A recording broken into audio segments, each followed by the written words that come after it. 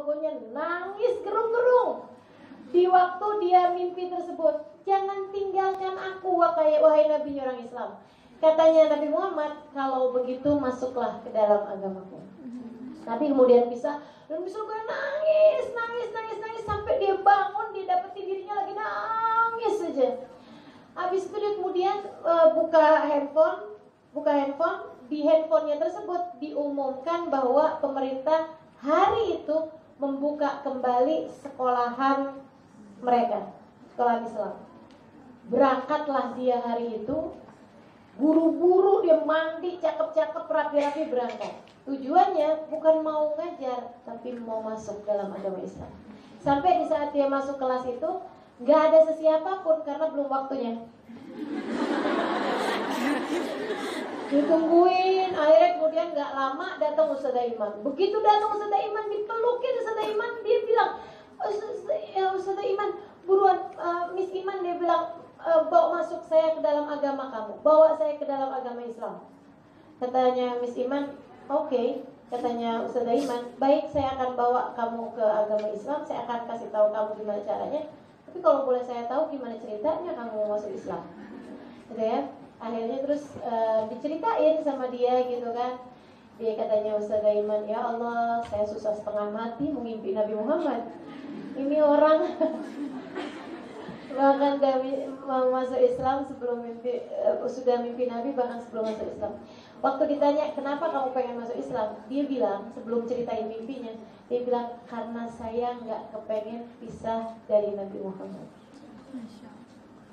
Karena saya tidak mau pisah dari Nabi Muhammad. Ini orang yang cuma nonton doang film Nabi Muhammad alaihissalam. Saya nggak mau pisah dari Nabi Muhammad. Teman-teman saya sekalian, saya muliakan, kita dari Islam dari kecil. Bahkan nama manusia pertama yang disampaikan di telinga kita ketika lahir adalah namanya Nabi besar Muhammad Sallallahu Alaihi Wasallam dalam adzan dan qomat. Waktu lahir kan diadain di qomatin? Belum nggak? Ada nggak yang dikasih tahu nama Pak RT, Pak RT? Ya ada. Bahkan nama bapak kita, nama ibu kita yang lahirin kita aja nggak dikasih tahu. Tapi duluan dikasih tahu nama Nabi besar Muhammad Sallallahu Alaihi Wasallam. Maka teman-teman sekalian, itu merupakan isyarat bagi kita untuk hatimu tuh persembahkanlah untuk cinta yang paling pantas kamu cintai. Siapa? Allah sebagai pemberi karunia kepadamu, Allah yang telah memilihmu sebagai hamba-hamba Allah SWT yang beriman, alhamdulillah, dan bagindamu Nabi besar Muhammad Sallallahu Alaihi Wasallam. Yuk kita belajar untuk jadi hamba-hamba Allah SWT yang taat. Mari belajar untuk menjadi hamba-hamba Allah SWT yang salehah. Mari belajar untuk menjadi umat Nabi besar Muhammad Sallallahu Alaihi Wasallam yang terpilih insyaallah, yang dekat dengan Nabi Muhammad SAW. Jadi sekalian saya muliakan, beberapa hari sesudah bulan Rajab kita akan masuk bulan Sya'ban. Nah bulan Sya'ban ini Nabi Muhammad mengatakan secara khusus tentangnya, wa Sya'ban syahri. Sya'ban adalah bulanku. Dan pada bulan Sya'ban ini pula lah secara khusus Allah SWT turunkan firman-Nya, innallaha wa malaikatahu yusholluna 'alan nabi ya ayyuhalladzina amanu sallu 'alaihi wa sallimu taslima. Sungguhnya Allah dan segenap malaikat bersolawat kepada Nabi Muhammad. Maka wahai sekalian umat yang beriman, bersolawatlah kalian semua kepada Nabi Muhammad dan ucapkanlah salam kepadanya. Saudara sekalian saya muliakan, tidak ada yang lebih indah dalam Islam daripada baginda Nabi besar Muhammad SAW. Maka dekati Nabi Muhammad dan bulan Sya'ban adalah bulannya. Perbanyak salawat kepada beliau. Kenali lebih dekat siapa Nabi Muhammad SAW. Biarkan hatimu mengenal cinta kepada Nabi Muhammad. Biarkan hatimu mengenal cinta kepada Nabi Muhammad SAW. Biarkan hatimu tahu rasa rindu kepada Nabi Muhammad. Biarkan ada air mata yang mengalir ketika kamu berharap agar suatu waktu nanti ada masa di mana matamu diizinkan untuk memandang indah wajahnya, di mana telingamu suatu hari nanti akan mendengarkan indah suaranya. Ingat nasihat dari Bapak dia, Ketika saya satu hari membahas mengenai sholat khusyuk, beliau ambil mic saya. Saya lagi ngajar di Oman waktu itu, di Solalah tepatnya. Saya membahas mengenai masalah sholat khusyuk, bahwa orang-orang yang sholatnya khusyuk sampai sholatnya sambil dioperasi nggak berasa, nggak pakai obat bius, cukup pakai sholat aja. Ya, dari khusyuknya sholat mereka sampai sholatnya udah setara drug, setara apa ya, mabuk dalam sholat mereka, nggak ingat apapun selain Allah Subhanahu Wa Taala. Gitu. Ada orang-orang yang seperti itu. Ada yang rumahnya kebakaran sampai nggak berasa ketika mereka sedang berada dalam sholat. Ada menara masjid jatuh di Lebanon sana, dan ada orang-orang yang lagi sholat, mereka bahkan tidak menyadari bahwa menara masjid tersebut jatuh. Padahal di samping masjidnya tuh ada pasar, semua orang udah kalah kabut di pasar tersebut, tapi tidak dengan orang yang justru bahkan ada di dalam masjidnya karena kehusyuan mereka dalam sholat. Itu saya ceritain ketika saya diundang untuk mengadakan semacam daurah pesantren kilat gitu di kota Salalah, Oman beberapa tahun yang lalu. Tiba-tiba mic saya diambil sama Mbak Bahia almarhumah, dia sudah meninggal beberapa bulan yang lalu, teman-teman sekalian.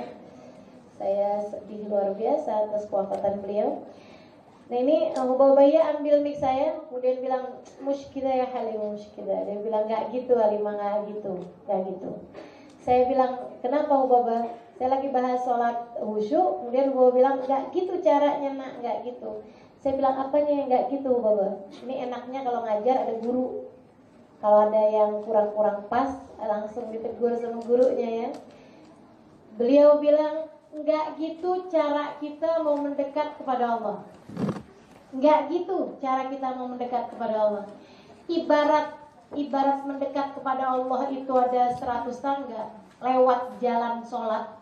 Sholat yang kamu ceritakan itu adalah orang-orang yang di tangga-tangga 98, 97 dari hakikat kehusyuan sholat yang sebenarnya. Sementara kita ini naik turun dari tangga 2, tangga 3, tangga 4 merosot lagi, tangga 1 lagi. Dia bilang kejauhan. Nggak bisa. Nggak ada ceritanya seumur hidup kita akan sampai pada keadaan di mana kita sholat rumah kita kebakaran nggak berasa.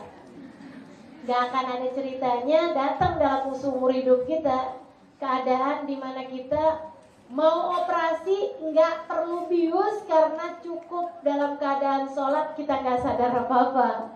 Nggak akan ada ceritanya seperti itu gitu. Kita tahu siapa kita. Jadi saya tanya kepada Baba, ya, kalau gitu gimana cara kita mendekat kepada Allah, Baba?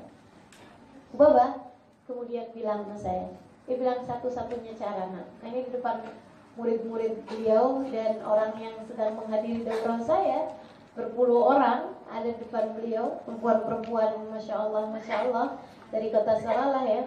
Beliau bilang, cara kita mendekat kepada Allah Subhanahu Wa Taala yang paling mungkin untuk kita lakukan zaman now, zaman sekarang.